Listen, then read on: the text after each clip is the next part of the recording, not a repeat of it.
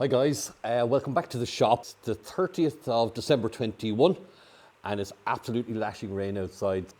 Anyway, what we're looking at today is multi-tools. Now effectively what these are is they're a very basic tool. Battery obviously, there's a motor inside, and basically what the motor does then is it vibrates the head at a very high rate.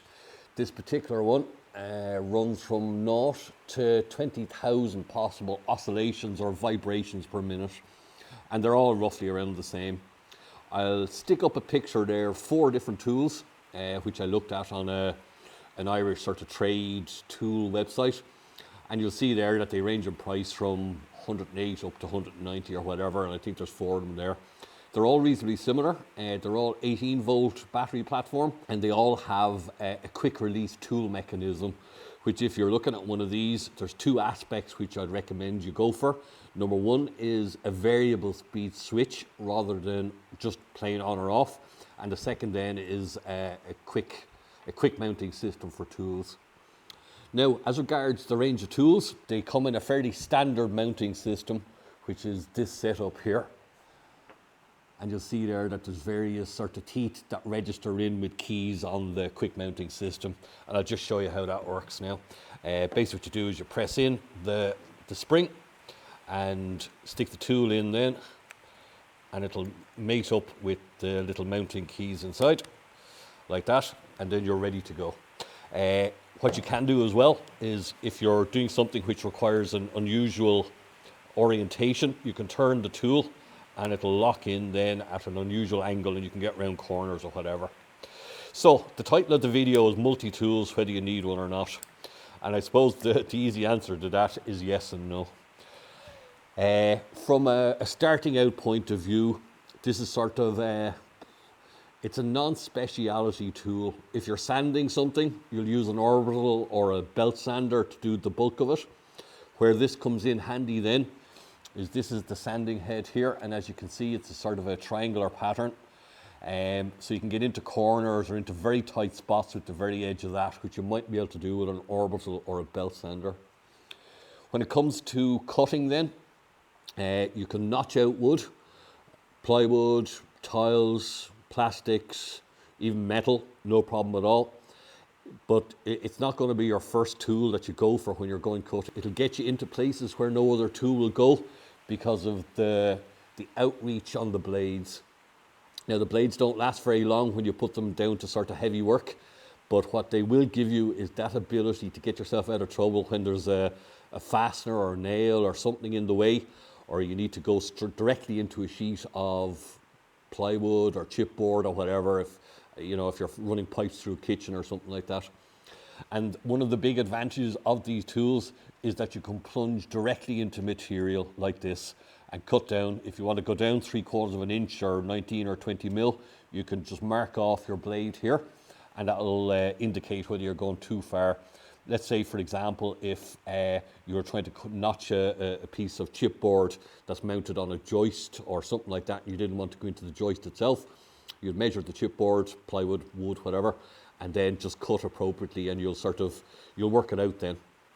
Now, as regards the range of tooling, I'm going to stick a link in the description down below for Project Farm. He reviews multi-tool blades on a range of factors as regards cutting and how long they last and how quickly they operate, etc., etc. Basically speaking though, this is the sanding head. You can see there on the back of it that it has the mounting plate on the back of it, and there's sort of a Velcro system then for sanding sheets, I suppose, rather than discs, and they come in a range of grits then, 120, 60, 2,400, whatever, and you can buy them as a pack generally. So that's the sanding head. As regards, this is the plain scraper head if you're scraping paint off a piece of wood or something like that. This one has obviously seen a good bit of use. It's starting to roll up there, could do with a bit of a tidy up. This blade here then, if you can read it, it says wood with nails. So what that will allow you to do is, we'll say, get in behind a skirting board or something similar like that, where the piece of wood that you're trying to cut out or notch out or whatever may have nails in it. This won't kill the blade. This blade here is a specific one for taking out grout from between tiles.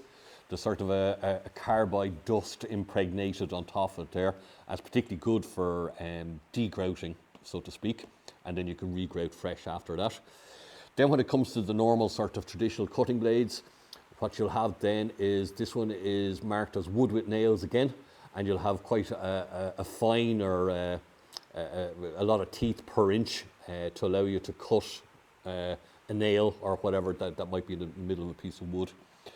This is a more coarse version then, and you'll see there that there isn't as many teeth and they're offset, so that's more designed for just cutting straight wood or plasterboard or some of the soft materials like that. So all in all, basically your machine is, you mount a battery on the end of it.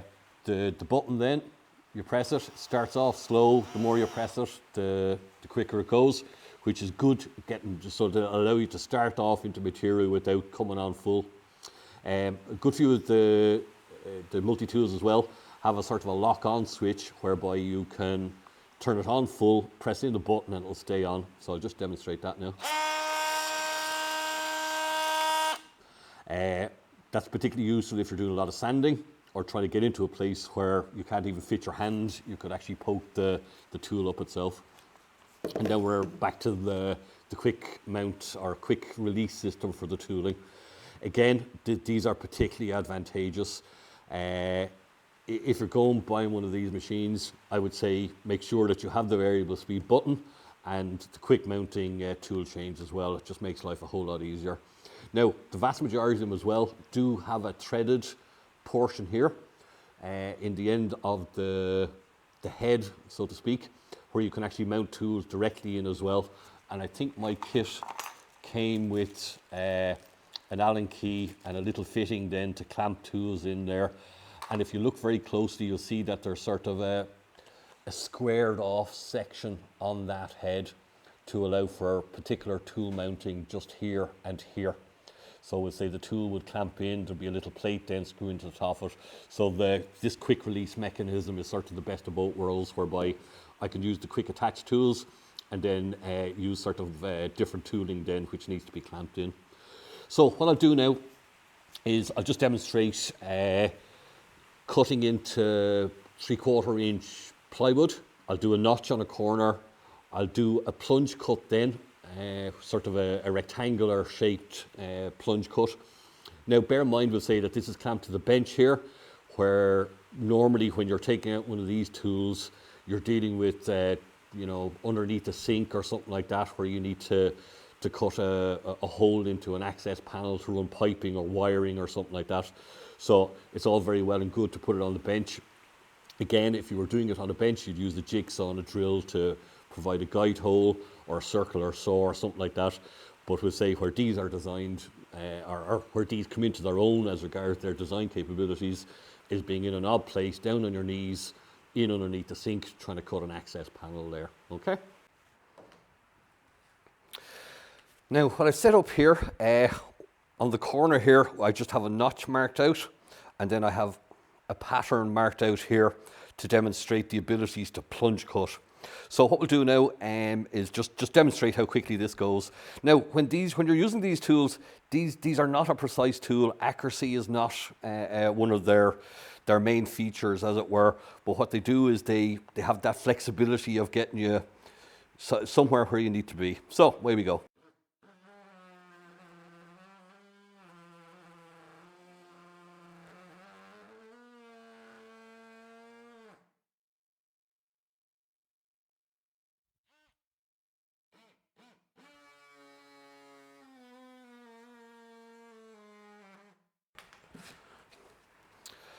So as you can see there, it nibbled that out nicely. Trying to keep a straight cut is difficult, generally because of the vibration. So what we're looking at here is sort of trying to achieve a cut rather than a perfect cut. Now, the second one I have here is where we'll plunge into it, where we don't have access to the rear of the material. And we'll just demonstrate how that goes.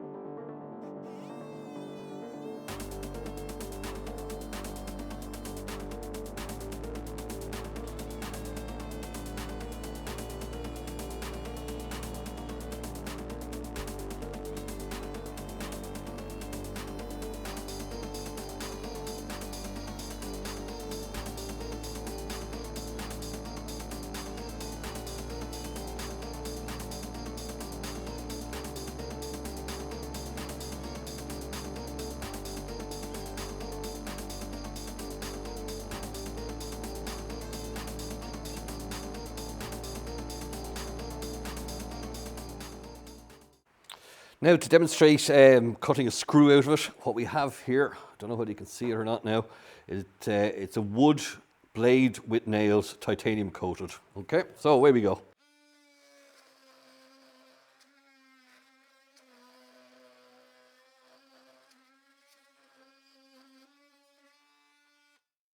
Right, as you can see, it made fairly short work of that. I'd imagine that the wear and tear on the blades would be quite high given that level of oscillation. But when it comes to taking a screw or a nail out of a piece of wood that you just can't get any other way, either with the hacksaw or an angle grinder or whatever, like this tool is fantastic. And now, lastly, what we'll do is we'll just give a quick demonstration of how the sanding head works. So we'll take off this head.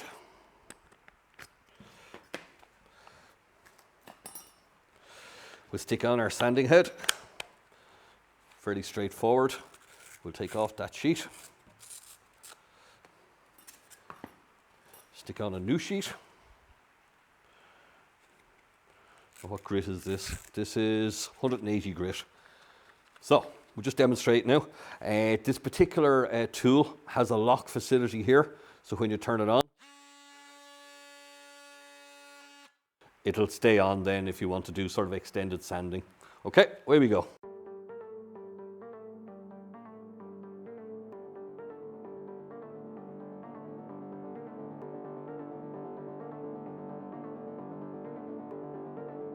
So, as you can see, it does a fine job sanding. So, that's a demonstration of what these tools are capable of. Again, we're back to the question of whether you need one. I would say you don't need one, but you won't regret buying one. They're just one of those tools that sort of fill in the blanks or fill in the gaps between other tools. They allow you to get places where you just can't reach with another tool. So, all in all, I'd say no, you don't need one, but yes, nice to have. Right, on that note now, I'll say goodbye. If you have any questions, stick them in the comments down below. I'll stick a link in there, as I said, for Project Farm, who reviews the blades. Always worth looking at. And other than that, Happy New Year.